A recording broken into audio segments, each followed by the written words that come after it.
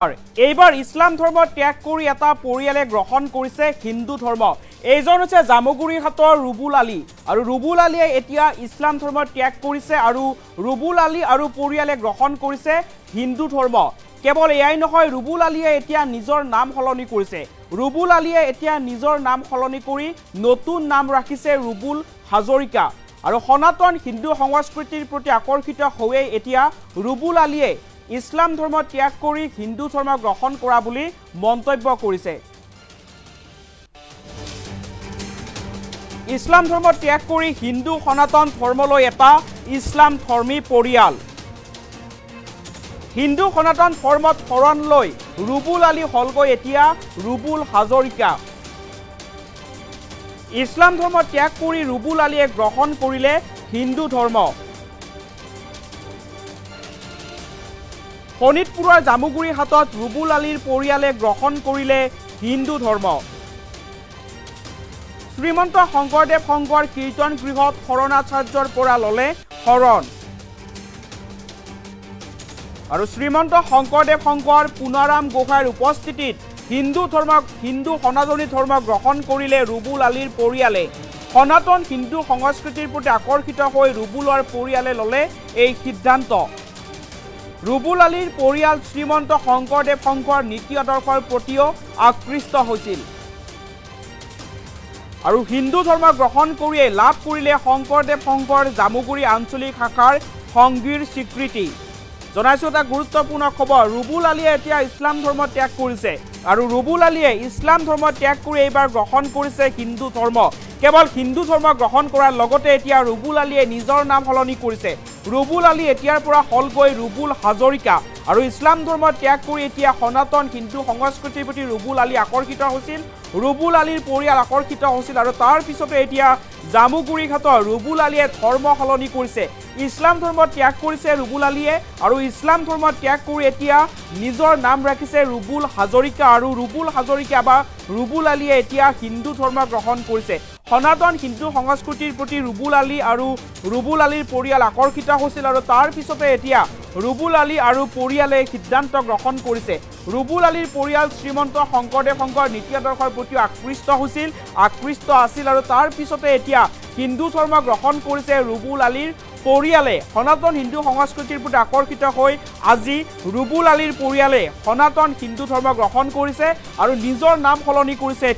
এতিয়াৰে পৰা ৰুবুল আলী নহয়, ৰুবুল আলী এতিয়া হলগৈ ৰুবুল হাজৰিকা আৰু ইছলাম ধৰ্ম ত্যাগ কৰি এতিয়া ৰুবুল আলী নহয়, ৰুবুল আলীৰ পৰিয়ালে হিন্দু ধৰ্ম গ্ৰহণ কৰিছে। শ্ৰীমন্ত শংকৰদেৱ সংঘৰ কীৰ্তন গৃহত শৰণাচাৰ্যৰ পৰা ৰুবুল আলীৰ পৰিয়ালে শৰণ লৈছে আৰু তাৰ পিছতে নিজৰ নাম সলনি কৰিছে ৰুবুল আলীয়ে। নিজৰ নাম সলনি কৰি এতিয়া ৰুবুল আলীয়ে নিজৰ নতুন নাম ৰাখিছে ৰুবুল হাজৰিকা। পুনৰ জনাইছো এটা গুৰুত্বপূৰ্ণ খবৰ, এইবাৰ জামুগুৰিহাটৰ এটা পৰিয়ালে ইছলাম ধৰ্ম ত্যাগ কৰিছে আৰু ইছলাম ধৰ্ম ত্যাগ কৰি এই পৰিয়ালটোৱে গ্ৰহণ কৰিছে হিন্দু ধৰ্ম। সনাতন হিন্দু সংস্কৃতিৰ প্ৰতি আকৰ্ষিত হৈ এতিয়া জামুগুৰিহাটৰ ৰুবুল আলীৰ পৰিয়ালে এতিয়া হিন্দু ধৰ্ম গ্ৰহণ কৰিছে আৰু তাৰ লগতে ৰুবুল আলীয়ে এতিয়া নিজৰ নাম সলনি কৰিছে।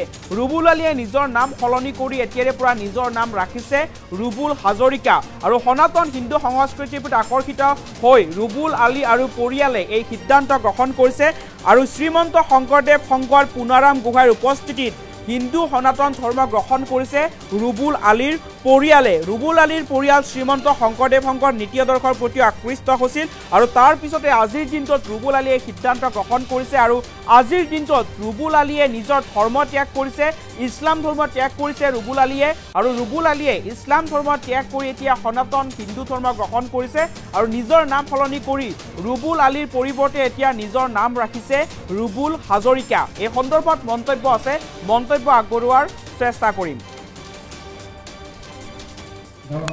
কৃষ্ণ জয় গুৰু শংকৰ। আজি আমাৰ কাৰণে অতি সৌভাগ্যৰ দিন। শ্ৰীমন্ত শংকৰদেৱ সংঘৰ জামুগুৰি আঞ্চলিকত আজি এটি শৰণ শিবিৰ সমাপ্ত হৈছে। ইতিমধ্যে প্ৰায় 250ৰো অধিক যুৱক যুৱতী আই বাপে ইয়াতে শৰণ গ্ৰহণ কৰিলে।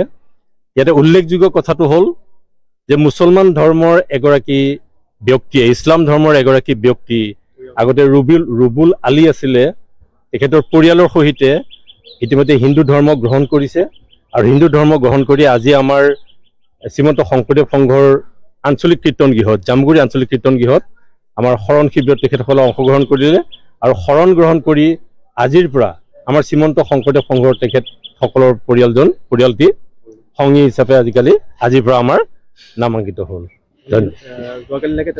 যোৱাকালিলৈকে তেওঁলোক ইছলাম ধৰ্ম আছিলে, আজিৰ পৰা তেওঁলোক হিন্দু হ'ল আৰু হিন্দু হৈ তেখেতসকলে আমাক শ্ৰীমন্ত শংকৰদেৱ সংঘৰ প্ৰতি আকৃষ্ট হৈ তেখেতসকল ইছলাম ধৰ্মত থাকোঁতেও তেখেতসকলে আমাক শ্ৰীমন্ত শংকৰদেৱ সংঘৰ বিভিন্ন সময়ত বিভিন্ন কাম কাজত সহায় কৰি আহিছে। আমাৰ কন্যাকাত খেৰকাটতো তেখেতসকলৰ পৰিয়াল সম্পূৰ্ণ গৈছে, যথেষ্ট কাম কৰিছে। আজি তেখেতসকলে সম্পূৰ্ণ আনুষ্ঠানিকভাৱে শৰণ গ্ৰহণ কৰি, আপোনালোকে জানে যে শ্ৰীমন্ত শংকৰদেৱ সংঘত যিজন ব্যক্তিয়ে আহিব ইয়াত সংগী পদ পাব, প্ৰথম তেওঁলোকে শৰণ গ্ৰহণ কৰিব লাগিব।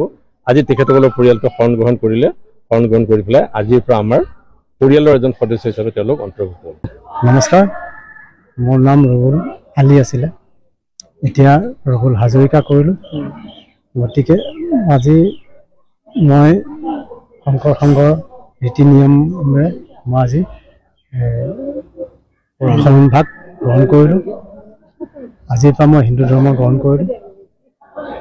আগতে ইছলাম ধৰ্ম আছিলোঁ, এতিয়া আজিৰ পৰা মই হিন্দু ধৰ্ম গ্ৰহণ কৰিছোঁ। আপোনাৰ পৰিয়ালবোৰ মোৰ লগতে মোৰ পৰিয়াল 8জন পৰিয়াল, আমাৰ ভাই ককাই 2জন আৰু মোৰ ল'ৰা ছোৱালী মিলাই আমাৰ সকলোৱে আজি শৰণ গ্ৰহণ কৰোঁ। আজি শংকৰ সংঘৰ মই হেৰি হৈ আজিৰ পৰা সংগী ল'লোঁ আৰু ৰীতি নীতি নিয়মেৰে মই আজি সংঘৰ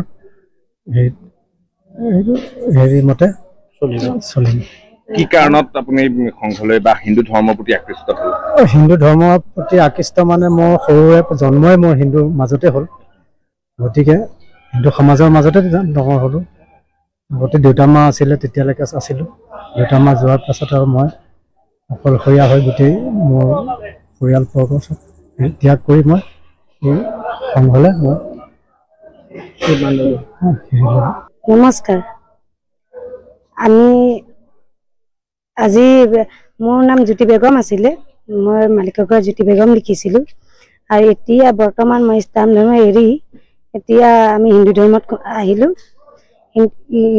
এইটো ধৰ্ম আমি এতিয়া আজি শৰণ ল'লোঁ আৰু তাৰপিছত এনেকৈ আমি চলি গৈ থাকিম। আৰু আপোনালোকৰ পৰিয়াল কিমানজনীয়া পৰিয়াল? আমি মোৰ মালিক, মোৰ বৰজনা, তাৰপিছত 8জন, আমি 8জনে আমি আজি ল'লোঁ হিন্দু ধৰ্মলৈ আহিলোঁ, শৰণ ল'লোঁ। কৃষ্ণ জয় গুৰু শংকৰ। আজি আমাৰ কাৰণে অতি সৌভাগ্যৰ দিন। শ্ৰীমন্ত শংকৰদেৱ সংঘৰ জামুগুৰি আঞ্চলিকত আজি